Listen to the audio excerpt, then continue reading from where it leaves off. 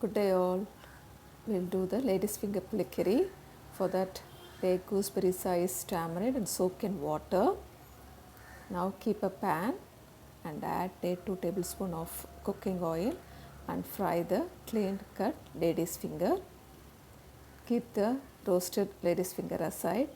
For grinding, take half cup grated coconut, 8 red chilies, 6 small onion, few curry leaves and half tablespoon of pepper. Grind it into a thick paste.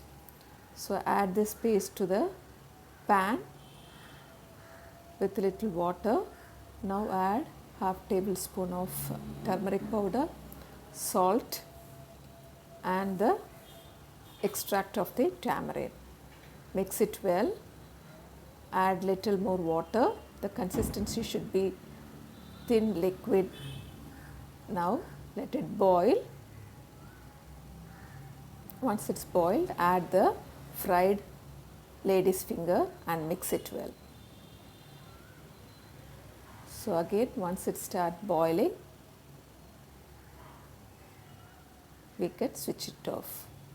Now for tempering, add 2 tablespoons of cooking oil, 1 tablespoon of mustard, half tablespoon of fenugreek and chopped onion shallots and curry leaves.